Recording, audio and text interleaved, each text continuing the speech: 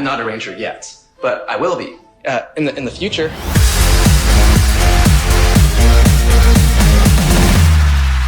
Once a ranger, Always a ranger. Hello and welcome to a more gratuitous episode of Once a Ranger. I'm Minhas and I'm joined today with Nav, Akil, and Nick, and today we'll be talking about episode 2 and 3 of MMPR. So let's actually get right into it, starting with episode 2, High Five. Akil, let's take the floor for someone who's never watched it before. I've never watched Power Rangers. I'm coming in fresh off of episode 1. I love Rita's character development in this episode. We went from time to blow up the closest planet, I think was her motive in episode 1, to time to conquer Earth. And in order to do so, we need to trap the Power Rangers in, I guess, a time warp to conquer Earth. So I love the structure that she has. She's really planning this out. Yeah, it's fun to see, like, she just doesn't, there's no rhyme or reason. She's like, yeah, we're just going to trap him in a time loop like I did Zordon. Yeah, it's like and adds a then little bit no of explanation. Yeah, it was like, What do you mean? It adds a little bit of lore too, because it's like, oh, so is she the, like, she does this like regularly? Like, this is like part of her regular steps of planning. She's just like, yeah, I'm gonna do what I did them, like, I'm gonna do what I did to them, what I did to Zordon. I was like, okay. Yeah, That's and we're going to she use was the monster successful with magic Zordon. again. She was. Yeah, so. She was. Yeah. And speaking of Rita, she also learned the Rangers' names in this episode. Yes. Within the last episode, she knows that Trini and Kimberly, she knows who they are. She calls them by name when she's talking to the people, like they're friends. Like they're like nemesis for the longest time. Yeah.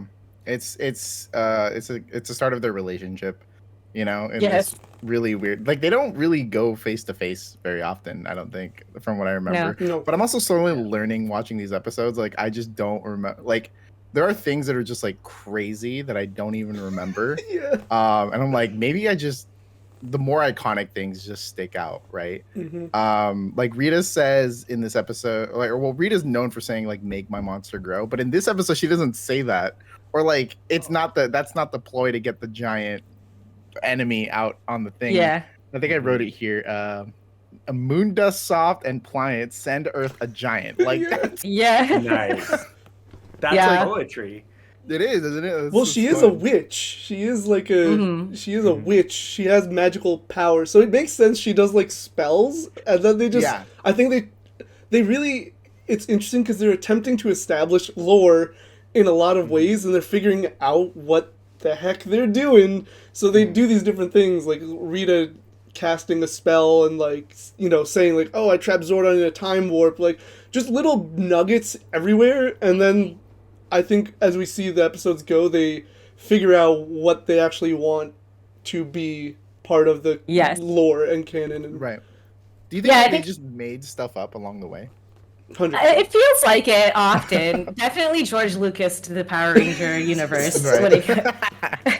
And this episode really felt like the experiment of like, oh, maybe we can make some catchphrases. Maybe we can just like have Rita say this and make it like a normal thing. And some of the stuff stuck and some of the stuff didn't.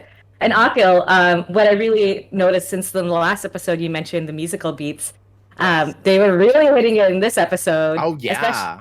Yeah. With Bulk and Skull doing the da-na-na-na-na-na, like trying to climb the Yeah, That was multiple times. Those guitar riffs go really hard, especially in those.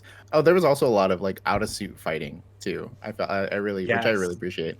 Was this the one where like Trini couldn't climb up the rope? Was that this one, right? Yes. The insane form a human chain. Like, Oh my God. Yes. Dude, they don't even need the Megazord. They can do it without the suits. it's like, whoa, Dude, the physical strength that is required for that whole combination, Yeah. like Jason is a beast apparently. right? Yeah. Yeah. And Zach's So quads crazy. must be made of steel because he just holds Kimberly. And I'm just like, what is? It And looked- Zach's legs as well, right? Right. She's Yeah. like holding on to him and they're like spinning around. It's like, what's going on here? It looked really practical. Like, you would think like It was. Zach I'm would sure have- it was. You think, yeah, it looked really practical. You would think like Zach was like a dummy or something, but no, like I like rewatched that scene 3 times and I was like, how did they do this? Did they just actually do this? They did. That's why they got martial artists. Yeah, that's people do insane. And I love that they built up to it too, because in the beginning we have Jason coming down the ropes and he like picks up Billy with his legs and swings him around. Coming full circle with their human sword. I didn't even think about that. That's a fair point. Yeah, that scene was really hilarious. Poor Billy is just trying to like live his life, and he's always caught in even in the last episode to this one, he's always kind of like the person who gets caught in the mess of Bulk and Skull, even though he's just trying to exist. I think these two episodes, a little bit in episode 2 and more in episode 3, I'm like starting to have beef with Billy. I'm like, you're just saying big words. You don't know what you're talking about. Yeah. See, I said this. I said this last episode. It's like he's literally just like saying a bunch of word salad that just doesn't really cohesive anything. But he did make the communicators, which I totally forgot about. Yeah, I thought that was like part of the whole like. And that came with the whole thing, but no, Billy actually invented those things. So he made the communicators, but then they messed up, and he said, I have it in my notes, neutrino power grid must have crossed molecular, and then he got beamed up. That doesn't make any sense. That's not how neutrinos work. But they go up to Zordon, and Zordon is like, these are your communicators, and then Alpha's going to tweak them so that they become teleporters. And I'm like, they were just teleporters by accident. They're just teleporters already. What are you tweaking? Yeah. I love how Kimberly's like, this is so 90s, and we don't even have teleportation here in our Lord's year of 2020. Where patient if it's so 90s? This is 2022, by the way. We still don't have teleporters. What were the I go by the decades. You started our episode with morphitudinous. That one took me.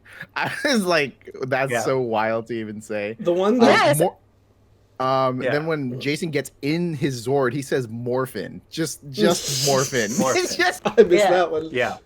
And did you notice in episode 3, not once. They didn't say more phenomenal or anything with morph, not even once. I have a feeling it was shot before. Probably before episode 2. Going back to what both Nick and Akil were saying about Billy, the way he talks, I remember the command center alarm goes off, and he goes something like extreme audio oscillation. And I'm like, bro, you can't just say there's a bell ringing. Like, there's an alarm. You don't have to act like this. They're just making him say things to sound smart. And the worst one is in episode 3, so I'll mention that when we get there. But Billy, not a fan anymore. I know we're glued together, but I'm like, we're on thin ice. I love Trini and Billy's relationship, and this is great that they really have a focus on Billy and Trini very early on. And we definitely see, I know you're upset with the way he talks, but this is a prime example of how Trini is one of the only ones who understand Billy. She's often translating for him, or really is the bridge between the rest of the Rangers and Billy. She is also maybe it is just me being, because again I do read the comic books, and they kind of do tone down his little kind of ridiculous language in the comic books, because it's reading that would be insane. But also they're when Jason was climbing up the rope and she comes over and she's like, be careful, Jason, you're gonna fall. It's like, oh look, there's a little seed. But I was like, that's also 30 years ago, and I'm basing my opinion off of something that was written probably less than 5 years ago. Because I think I did mention this in the first episode. They do have a relationship in the comic books. I thought it was kind of cute to kind of see that a little bit. Yeah. As someone who didn't read the comics, I read that scene as Jason Kimberly, because she's already there, and she's like, come on, Jason, you can do it. Come on. Literally cheering him on and stuff. So we're at opposite ends of this ship. Ends. No, this is the Jacob Twilight. I'm with Nick because after Jason tumbles off of Billy's shoulders, he lands right in front of Trini, and she's like, I told you so, and he just shrugs. It's a totally small moment that if it's a blink and you miss it moment, but she looks at him like, I told you so, and he's just like, what? Oh no, I could have died, but okay. Yeah. I'm with Minhas on that one, because I saw that as a continuation of her arc in the episode of she's afraid of heights, she gets scared when Billy climbs up the cliff, she can't climb up the rope. she's legit like, don't fall, Jason, and I told you so, Jason, because she's afraid of heights. Sure. Yeah. That's how I saw it. But I don't Yeah. read the comics or know And the again, show, my so. bias comes from thinking that the reason they wrote it in the comics is because Kimberly and Tommy were Endgame. So like in the hindsight, you can write Trini and Jason together, but like doesn't mean at the time it wasn't like supposed to be Jason and Kimberly. And that's just like me like justifying what I'm saying. Okay. What do the I think- viewers I think- think? Jason Kimberly and Jason Trini. Let's leave it to the viewers. This is the real conflicts that we're worried about. I think what we were talking a little bit about, like our Asian experiences, like growing up, and like kind of like when Trini's like kind of worried about her friends and like kind of being like overprotective, like that's kind of like how my mom kind of acts too, you know, when she thinks I'm doing something dangerous or like something, you know, she'll get like upset and mad at me, not because like she just wants to be mad at me. Well, I actually don't know, but like, you know, it's like that form of caring. I don't know if that was again intentional, but like seeing that like kind of portrayed on Trini as like the Asian character in the show, that's kind of like, oh, like I understand where she's coming from, because like I've definitely felt both ends of that. I do that with my brother too, and I do that with like, you know, my wife, and I'm like, I don't know, that seems we shouldn't be doing that. Like, but I remember being younger, and I was like, I definitely would have done that. I was an idiot, just like they were. Yeah. And you gotta love how the thing that pushes Trini to forget her fear of heights is Billy. He's the one who kind of is the catalyst once again for it. And then when they get to the top of the hill, instead of fighting, they kind of move out of the way, and the putty falls off the cliff, which Billy could have done without Trini, if you think about it. He didn't really need her to be there, but emotionally, he needed her to be there. As a side, I love the putties like running around with like leaves. They're tree little leaves on their body. Yeah. I had a little bit of pain when Billy dropped his morpher off the cliff. I was like, ooh, man, I cannot resell that now. That's not gonna go for market price anymore. Yeah. Oh my gosh. Now, do you have any notes? Oh yeah, I have a lot. I was surprised, honestly, because in discussing doing this podcast, I was the one saying all the episodes are just like, you know, kind of formulaic, but like this episode has so many notes, and we've touched on some of the things. What I really love is the fact that, and I know other shows do this, but being a Power Rangers fan, to me, character focused episodes are like synonymous with Power Rangers, and right away we get one, and we get it with Trini. And I adore everything about it. Like, from the beginning, Jason's climbing the rope, and she shows concern, and it's like, oh, someone has height fright, is what Kim said, I was like, that's a weird phrase, but okay. But then you see her whole journey, and like Zordon acknowledges her choosing bravery and selflessness over, you know, her fear to protect her friend. And I just like that, because that's a franchise staple. Like, every season has character focus episodes, and what's different about Power Ranger character focus episodes is there's usually no B plot, right? Like other shows might have a character focus episode, but there's usually a B, sometimes a C plot to it. With Power Rangers, it's just like the plot is all about that Ranger, and like some of my favorites are in space. I'm not going to touch on them too much really, but I love that right away we're like, because like I said, it's very common for the season to have like their opener, and then the next few episodes are character focused episodes where they really like let us get to know the Rangers as people, or learn a different trait about them, or explore something about their backstory. And I really love that we dive right in episode 2 with that. But then other than that, like huge things, some of the small things, I think someone else noted this too. Why was everybody running from this rocket? Like, I don't know. I don't know. I was like, it's a toy rocket. And they're like, toy rocket. Whatever shall we do? This felt like 3 different episodes of the original Japanese. Sure. Like, probably. Yeah, like the original Japanese show.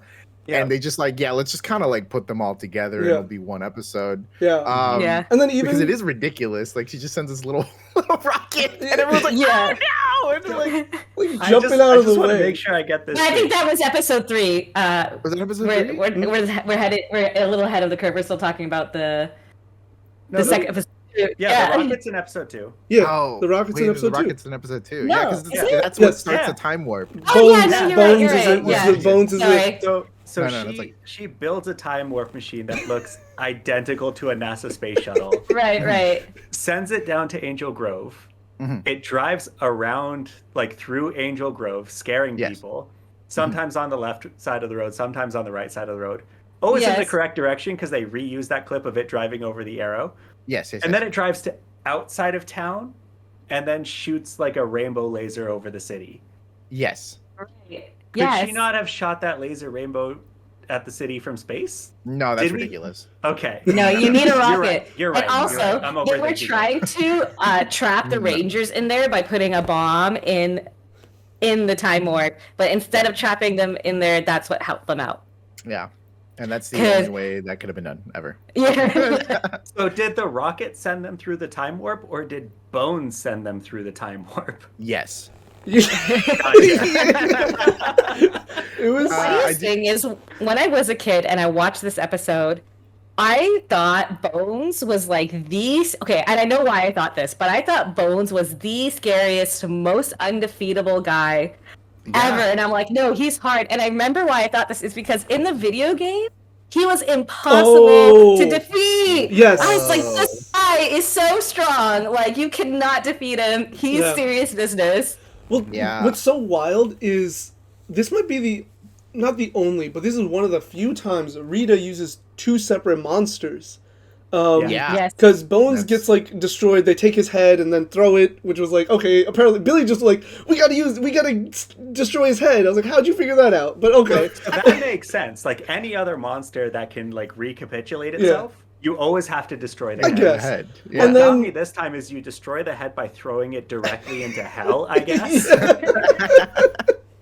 And then just yeah. she casts her spell, and then there's a second monster who, for whatever reason, only Jason fights. I was very Yes. confused, Yeah. like why? I love that though, and you never. I don't know if you. I'm not gonna say never because I have to rewatch the next episodes to really remember. You don't really see that again. The No, I swords agree. fighting It on doesn't the happen sword. It's- too it's often. very rare. But I was just so thrown off, and like it kind of goes back to and episode 3 does this more, but a Kill's point with the first episode where he's like, they kind of just gave us everything, but then it feels like they're rebuild. Like it would have made more Yeah. sense for this to happen in episode 1 maybe, and then like Yeah. because then it's just very weird, and again they're just like Frankensteining so many things together. Yeah. So I was just like, wait, we already had the Megazord, so why would you do the Megazord again? Why would you do the solo monster fighting? Yeah. Yeah, Right. so I totally Yeah. no, I totally am with you on that. Like, it's fun to watch the solo fights kind of happen in the Megazord,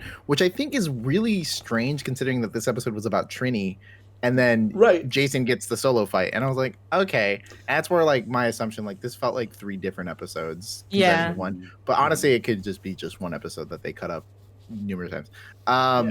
I haven't watched the original show in a while, but like, it is like the more I watch these episodes, the more like I realize like how cut up they really threw everything kind of together, Mhm. which adds to its charm. I really like the monster design for this episode, the Bones monster design. I thought it was cool that he could take off his head. You can clearly see where the person is in the monsters, but that's kind of That's the part fun. of it. That's the magic. That's part of it. And then they did this whole effect when it would like fall apart and then like come back together. It looks nothing Yeah. like the monster. Yeah. And it was just a Yeah. jump cut, and it was like, ah, back. And I was like, oh, well, that's so charming. Yeah, I actually wrote in my notes. Literally, the show is so good. Yeah. Yeah, because I'm like, this show is so good. Honestly, I had so much fun just like rewatching episode 2. Mhm. And I know they didn't do this on purpose, but Kimberly goes like, oohs, and you're like, oh, oohs. But Do we and have then any more big notes? Trini sorry. was hiding like hobbits, hiding from the Nazgul. And it That's worked why I'm like the thinking of- hobbits hiding from the Nazgul. Yes, exactly that. And see, let me see. I think that was. Oh yes, that was most of my notes for episode 3. What about you, Yeah. Nick? You're the only one who didn't give any final I think I thoughts. just kind of weaved my way into everybody else's Yeah. things. Everything else was Yeah. really great to just I have like witness. yeah. So 90s was probably my favorite one because that like doesn't Yes. make any sense to me. Like they're in the 90s. Why would she say that's so 90s? I think in the 90s, and again, I was like 3, so I can't say this for sure. That was a thing that people said. Oh, really? Yeah, Wow. because I've seen it on other TV shows, Right. and that's like the only basis I have for that. Yes. But I think Oh. that like Jason's fit in particular, I really liked his fit in this one because he had the hoodie and then he Yeah. hangs up on top and then he had the plaid shorts. I was like, man, Yeah. this guy, yeah.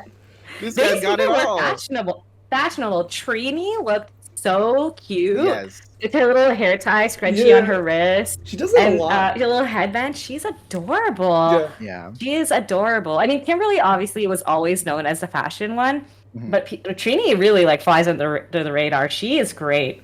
Yeah. I had some other small things, but like in this episode, because they go to the command center and then the attack happens.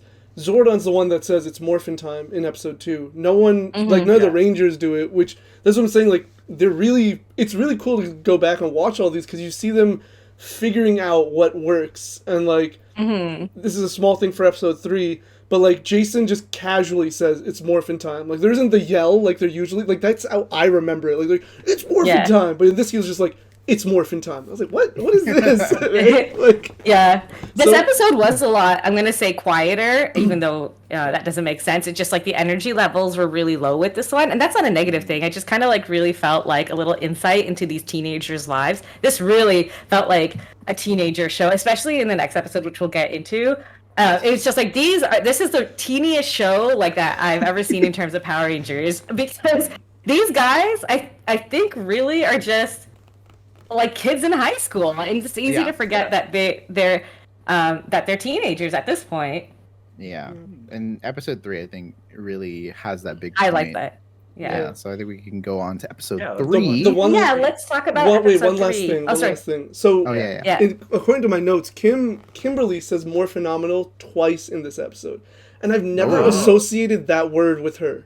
I've always been like, it's Billy who says Right. more phenomenal, but like Kimberly says it twice. And I was like, wait.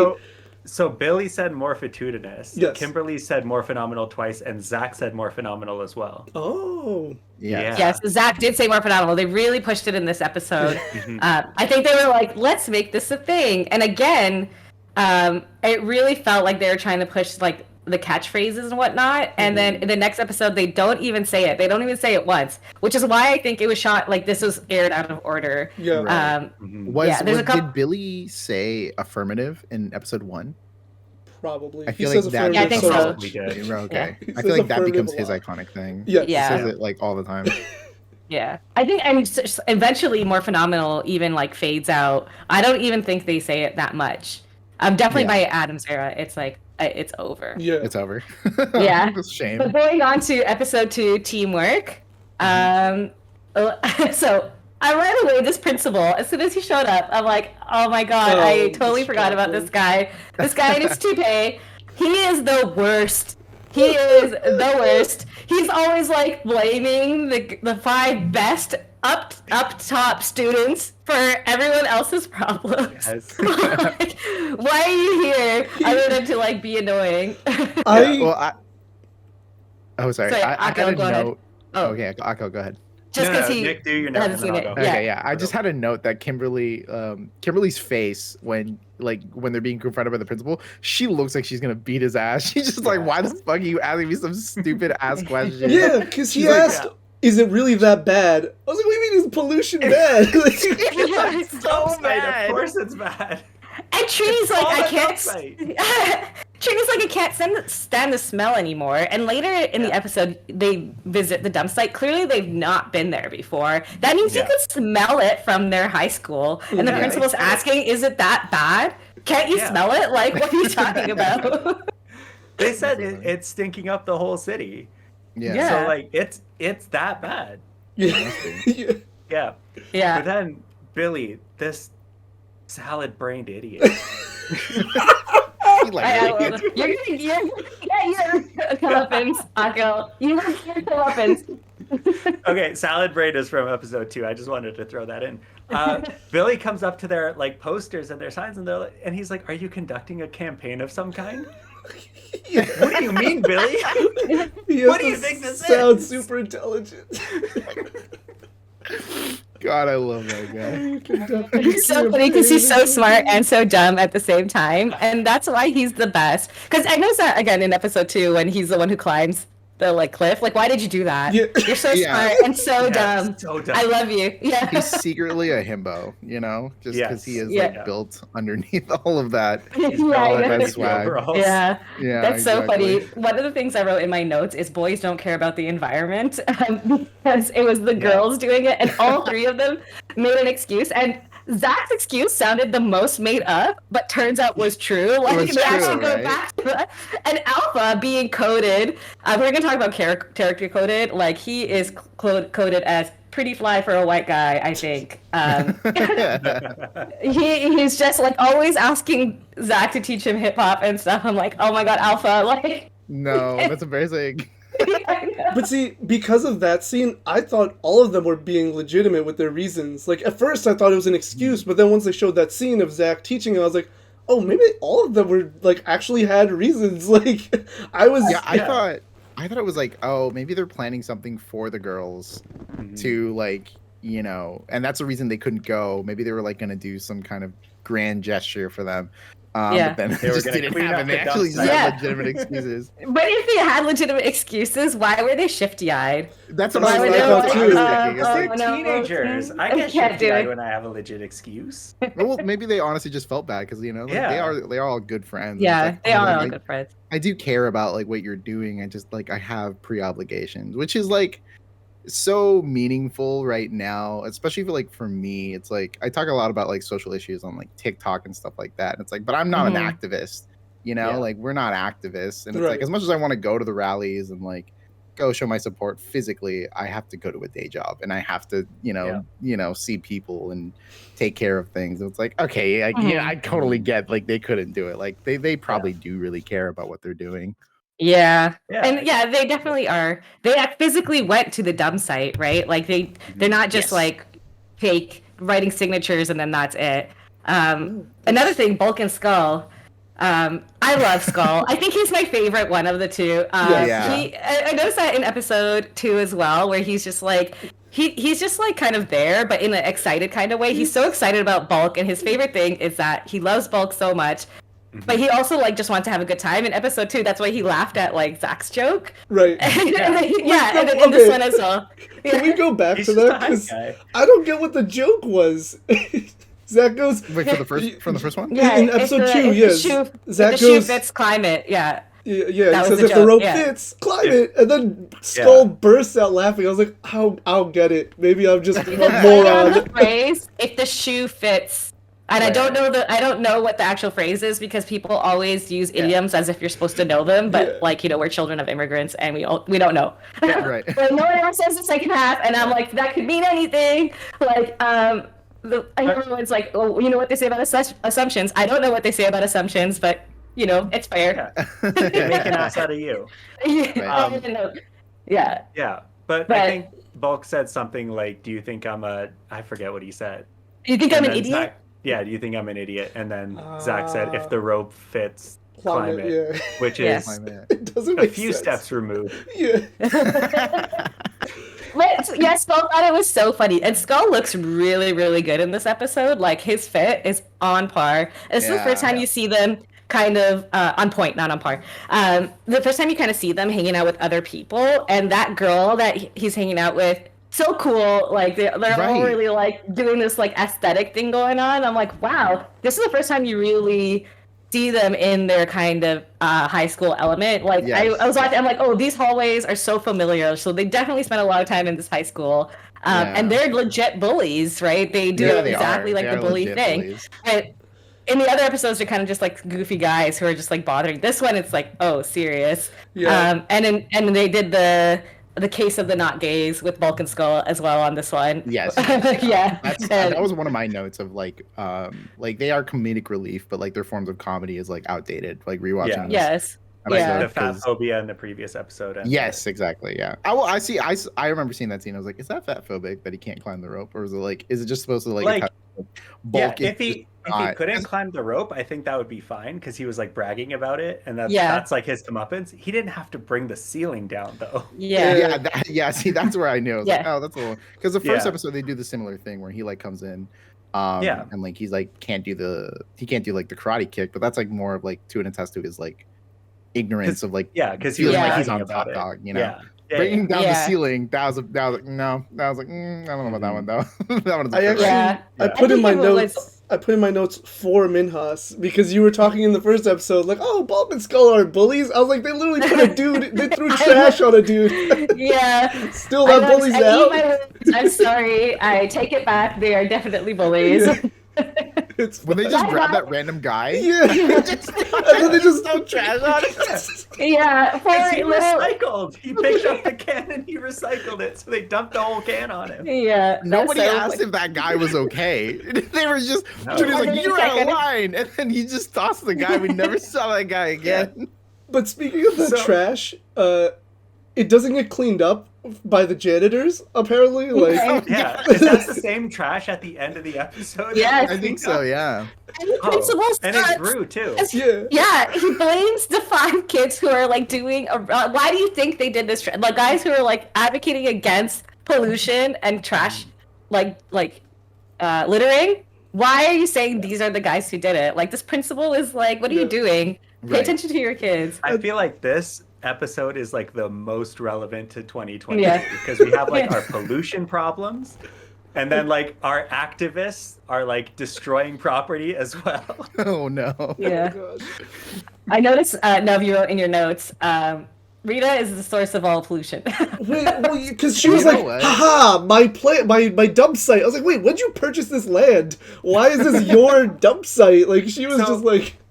So she says that it's her pollution, and then the dinosaur-headed one is like, yes, using their own pollution against them. So, like, whose pollution is it? But she owns that dump site. They're like, what happens if they find out it's your dump site? I'm like, wait, who did she give the money to? How did she purchase? She's just an irresponsible business owner, right? How long has she taken time, too? Because she just got out of the dumpster on the moon, and now she has this full-blown dump site that's just so bad that the Rangers are like, this is horrible. I was like, this, like, Nick was talking about episode 2 being chopped together. I thought episode 3 was way more chopped together. Episode 3 is, like, the worst, of the 3 that we've seen so far that's, like, immensely chopped together, because it doesn't... One of the big things is like the Minotaur's huge, right? Yes. Like he grows big, and then they get into the Megazords to fight it. They don't even transform into full Megazord. They stay in like vehicle mode, and then Zordon's like, "Well, they've tried everything. Bring them back." And they bring them back. And he's small when they go out again. He comes back, and I was like, "Why did you just put this in order? It would have been fine if it was in order." Yeah. Why are your weapons stronger than the Zords?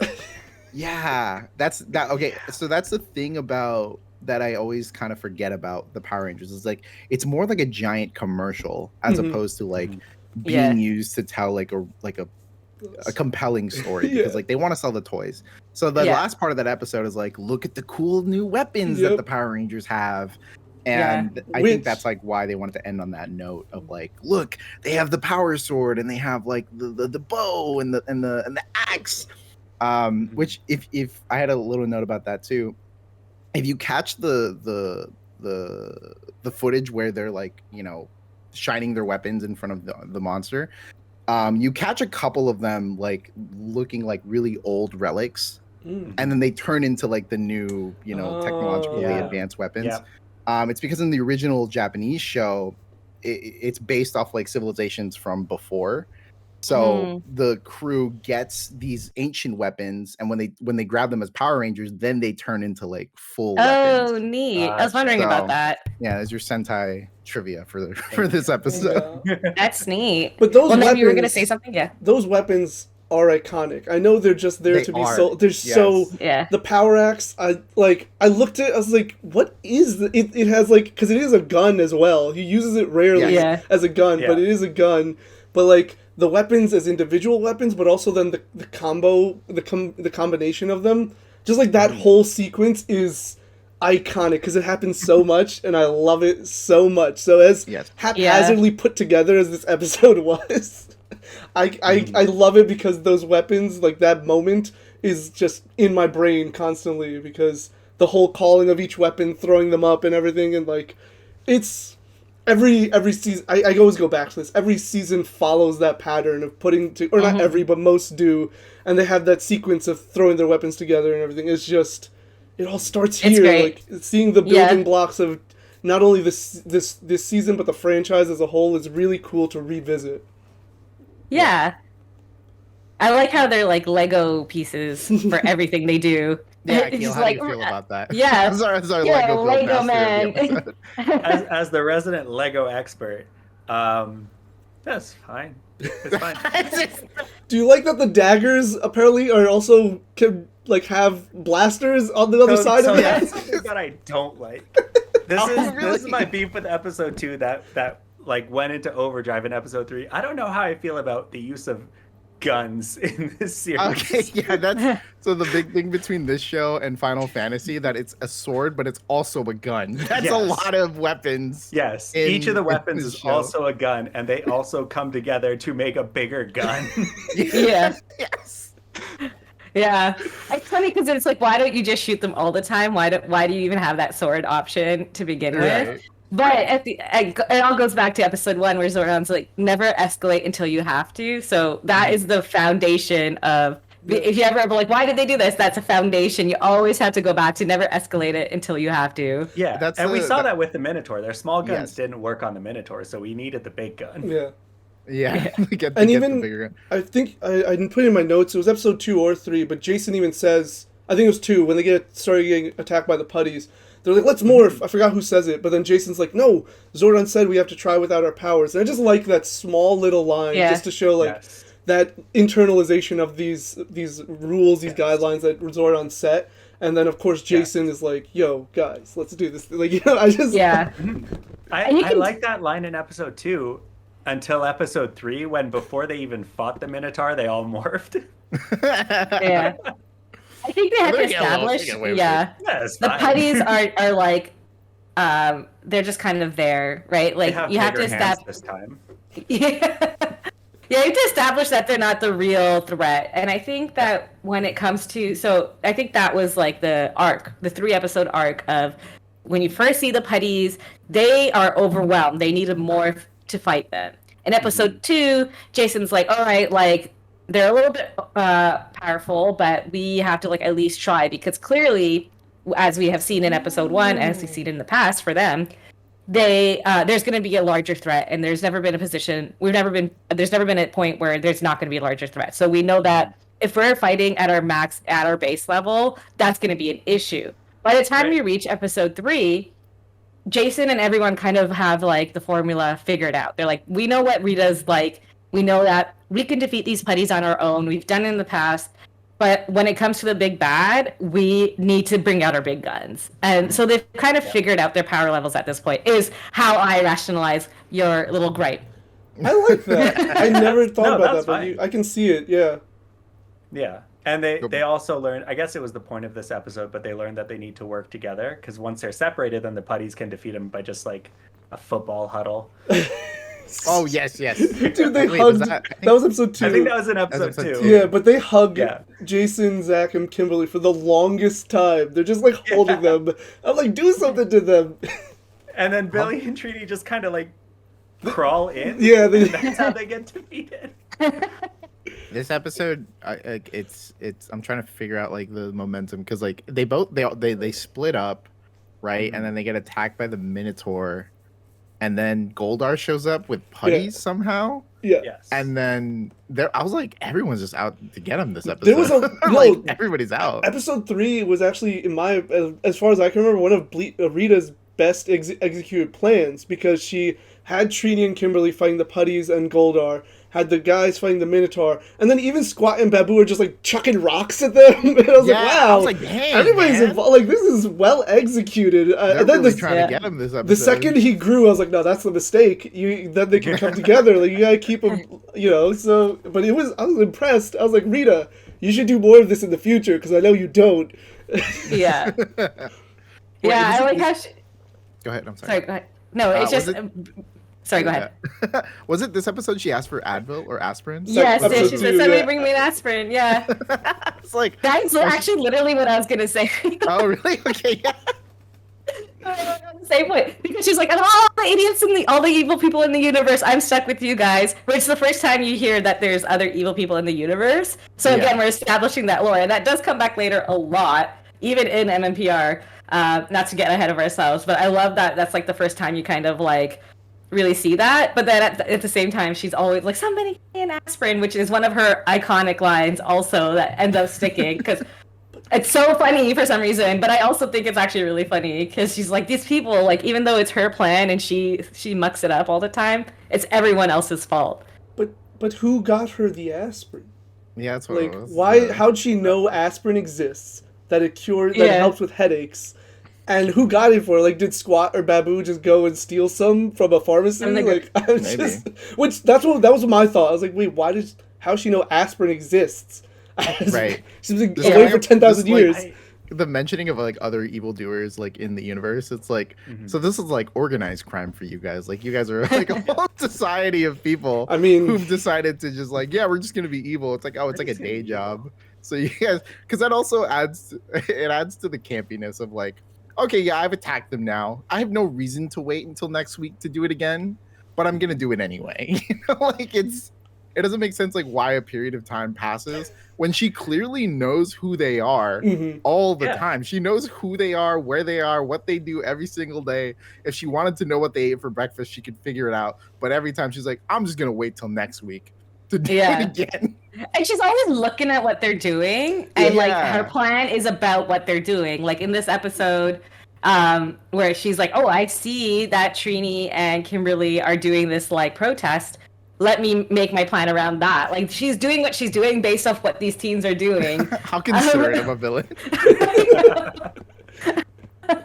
It's like, oh, let's Meet make it them where they're convenient for them. Yeah, I know. And they learn life lessons this way better because it's like directly related. Right? Yeah. It's Yeah. if you think about it, she's much more supportive than the boys in this episode. It's like, hey, Yeah. look, I can be there with them too. Like I'll send the buddies over there since the boys Yeah. decided that's And while they're at it, they can pick me up some aspirin yeah, exactly. from the grocery store. I'll Like, tell beat you, the Power Rangers, do some groceries, then come back. Secretly, Rita's just trying to be best friends with everybody, and everyone's just like Yeah. misunderstanding her. I feel Yeah. like she secretly loves Earth because she doesn't want to destroy it. She wants to conquer it.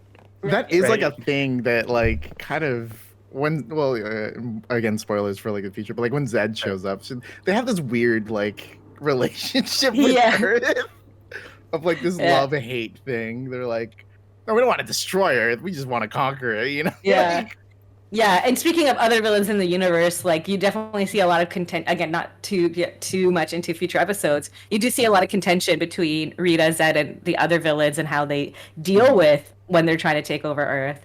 But that's not even just in this like later seasons, like beyond just MMPR. But it's great. Like Rita is so. She's just so funny. Like I don't know what She she's is, doing. yeah. She's so Oh, yeah. pretty, and I Yeah, love she is. everything about her. Yeah. Like I think growing up as a kid and seeing like a okay, so this is like something that I noticed like growing up. It's like there's always like the female villain, right? Because Rita was Mhm. the female villain, but they don't do it very often where the villain is like a woman after Rita, as opposed to I think not SPD, Rescue had a female villain as well. But there's Yeah, but so always does Turbo. did Turbo Yeah, have? Oh Turbo, yeah, she did have one Space, too. Lost Galaxy. Yeah, Space. Yeah, Lost Galaxy. I'm just No, but you know what? No. There Nick- is a male counterpart that they There's add yeah. sometimes in some seasons. Like Yeah.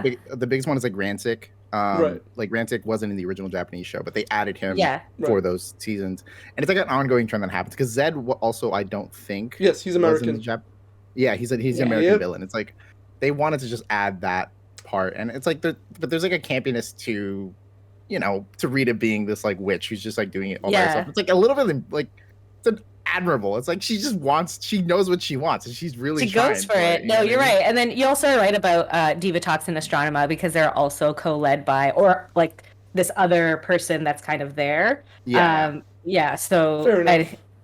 I think like even Dark Spectre and whatnot. So there is definitely an overlying male villain. So you are right. Like, and we do have a lot of just Rita, just doing her own thing, and that's why it's a really big deal when, you know, Zed shows up. There's a lot of contention there because Rita is a strong, independent woman, and she has been like doing this plan for a really, really long time. She knows these teens, and like, like personally knows these teens.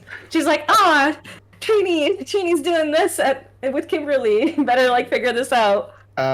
This is not an ad sponsor or anything, but Reebok just released their new Power Ranger collab shoe, and it's Rita Repulsa themed. And I saw it in person. It has like the fur and like the little like cloth spikes on it, and it has like it's like a little pump shoe. And I saw it at the outlet the other day, and I was like, man, I could just walk away. Like I could just buy this right now.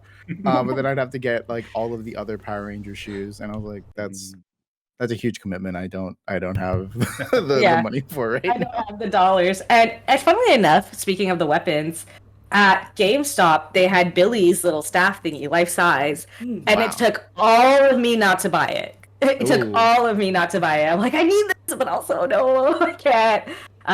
So really, like, it is a testament to the fact that these are large ads. Funnily enough, I remember back in the day very, very vividly watching episode 2 and have the ad for episode 2, like having the Power Ranger ads, and they're like, oh, look at this. It's like the very stereotypical 90s, like with the Power Rangers. And remember the flippy head ones? Yeah. Yes. Where like the heads like turn and like the helmet would come and then their face would come, and those I very specifically have like a strong memory of watching those ads and wanting those toys. They re-released it recently, I think, with all of them.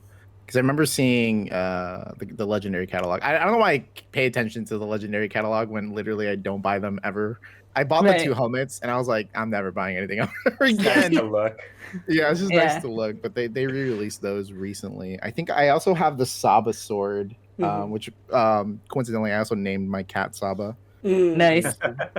He's somewhere around here. But yeah, it really is just like a giant commercial, which adds again to the charm, but it's sometimes like it gets really excessive where they really just, especially like those add-ons at the end. You guys remember the VHS like martial arts videos that they would? Yes, I do remember that. Yeah, man. So, Power Ranger was iconic. We gotta send Akil some of them because it was literally just the cast were like, we're gonna show you how to do karate. Yeah, I have a Tommy one. Yeah. I think it's called White Ranger Kata. Is in the show. I gotta see it. Yeah, exactly. I guess because they had it in episode 1, they're like, we don't really need to like have Jason showing off, even though they do make him show off a lot. Yeah. Though, Akil, what did you think of Alpha's final dance moves? Short circuiting the communication. So for the viewers at home that don't know, I spent the last 3 days dancing. Like I dance in real life. I think I mentioned it on the last episode. Like we just had a holiday, and that holiday involves a lot of dancing. So not a fan of Alpha. I think he's still got a ways to go. I think Zach is cutting him off a little bit too soon, saying like don't focus on the break dancing, but like he's got potential. I like it. Yeah. I feel that he literally called only Zach to come there. Like he planned it. He's like, I would get Zach needs to come here and teach me how to dance. Yeah, because Zach is the one that dances. He's been dancing since the first minute of episode 1. He's the one that dances. Yeah. Oh man. Hip hop keto. It's great. I feel like I learned that in high school. I highly doubt that. No, because what is it, like Taibo or something? There is a hip hop like aerobics dance that was popular around the same time. Yeah, then also jazzercise. That's the era of mixing music with exercises. There's like a hip hop specific exercise. That last sequence with Alpha, I noted, it goes back to what I was saying. Like I think they made him extra goofy in the beginning, and they slowly kind of tone him down. You know, because they're still figuring out like what's what with the show. Some things stick, like Skull always being like Bulk's hype man, but in like a failing kind of way. Like he's not great at it. Like even in the first episode when he does the whole like wah, wah, he like pokes Bulk a bunch Yeah. of times. Like things like that, like that sticks. Him spitting in Bulk's hand when Bulk's getting ready to climb the rope. Yeah. Like these little those. I was laughing at that. Skull is hilarious. That was my favorite. I still stand by that to this Skull, day. Yeah. He's the best. But like, so those things stick. I think Alpha being as ridiculous, I think they tone it down. Billy's techno talk, for lack of a better Yeah. term, they slowly tone that down. So it's really cool to see them figuring it out. Like, I didn't realize how Yeah, much they were kind of just like throwing things out there and seeing what connects with people. Yeah. Yeah, it's Plus, fantastic. Alpha. Yeah, Alpha short circuits is a lot, so it makes sense his personality kind of changes here and there. Has he done his I yet? Nope. Yeah, I feel like I haven't. He has? Yeah, yes. He said I. Is there like a specific I? Because he's been saying No. that a lot in Yeah. episode 3. Oh, has he? He said it I like don't 3 or 4 remember. Oh. times. Maybe it's one of those things where it's like it's become so accustomed to me, like you don't even. Yeah, Yeah. don't even notice like it. pick up on it. You're like, Yeah, because it's like, well, oh, that's now just that's Alpha. why we have Akil on the show to give us fresh eyes. to give us some Fresh eyes fresh and ears. Yeah. There you go. I don't know the tropes. I don't know about these other supervillains. We were talking about Walter Emmanuel Jones, who plays Zach. He actually came. I was talking to Kyle. This happened at Morphicon. I was talking to Kyle about Radiant Black. We just like chatted a little bit, and he comes up right behind me. Says hi to Kyle, gives him like a fist bump. He puts his hand on my shoulder, and he's like, "You know, this guy's the greatest." And I was like, "Yeah, I'm like his biggest fan." Also, aren't you Zach from Mighty Morphin Power Rangers? He's like, "Oh yeah." I was like, "Oh, I'm a big fan." And then he just went back to his table. He's a really nice guy. He's so great. He seems Yeah, nice. we're Yeah. gonna get you guys all to Morphicon. That's Yeah. good. I was just once you mentioned Morphicon, I was like, "Yo, we Oh, yes. all should go to Morphicon." Yeah, I should go. We should Yes, have a that's my panel big at dream. Morphicon. Yeah. Yeah. No, I'm gonna go the next one. So we should all like plan to go together. I think Yeah, it'd that'll great. be I'm down. 2024 because they do it every other year. 4. So Yeah. we'll be there. Yeah. I'm Yeah. down. I'm I down. know the That's guy. exciting. You do know the guy. I do know the guy. I think that'll be really, really exciting. And I think that's like also a great way to kind of end up this episode because I think we've Yeah. covered all the talking points that we Mhm. needed to do. And thank you everyone for listening. This has been Once a Ranger. Once again, I'm Nev. I'm Minhas. I'm joined with Nev, Akil, and Nick. I'm Nev now. That's it. That's the law. Yeah. Take care. We'll see you in 2 Nick weeks. and Akil. Yes. Thank you so much for listening. Bye. Bye. Bye. Once a Ranger, Always a Ranger.